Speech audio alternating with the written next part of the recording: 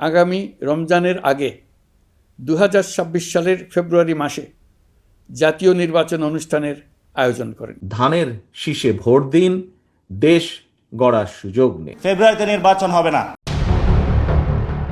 আগামী ফেব্রুয়ারিতেই সম্ভাব্য জাতীয় নির্বাচনকে ঘিরে দেশের রাজনৈতিক অঙ্গনে শঙ্কা ও অনিশ্চয়তা দেখা দিয়েছে।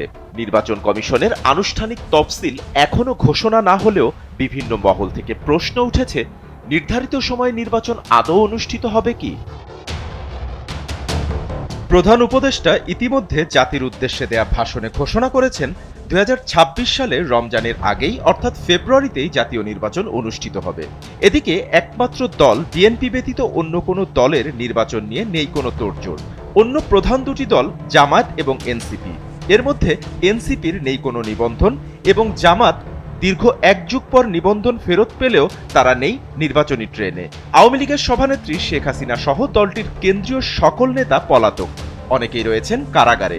সুতরাং তাদের নির্বাচনে অংশগ্রহণের কোনো সুযোগ নেই। এই অবস্থায় নির্বাচন নিয়ে জনমনে শঙ্কা বিরাজ করছে। ফেব্রুয়ারিতে জাতীয় নির্বাচন ঘোষণাকে কেন্দ্র করে সংস্কার ও নতুন সংবিধান বাস্তবায়ন নিয়ে শঙ্কা প্রকাশ করেছেন জাতীয় নাগরিক পার্টির মুখ্য সমন্বয়ক নাসির উদ্দিন পাটোয়ারি। মঙ্গলবার রাজধানীর কৃষিবিদ ইনস্টিটিউটে জাতীয় যুবশক্তি আয়োজিত যুব সম্মেলনে তিনি বলেন, ফেব্রুয়ারিতেই নির্বাচনের ডেট ঘোষণা হয়েছে, কিন্তু ফেব্রুয়ারিতে নির্বাচন হবে না। ফেব্রুয়ারিতে নির্বাচন হলে সংস্কার ও নতুন সংবিধানের জন্য যারা শহীদ হয়েছিল তাদের জীবন ফিরিয়ে দিতে হবে সরকারকে। যদি ফেব্রুয়ারিতে নির্বাচন হয়, আমার যে ভাইয়েরা শহীদ হয়েছিল, রক্ত দিয়েছিল সংস্কারের জন্য, একটি নতুন সংবিধানের জন্য, তাহলে কবরে গিয়ে তার লাশটা ফেরত দিতে হবে এই সরকারকে।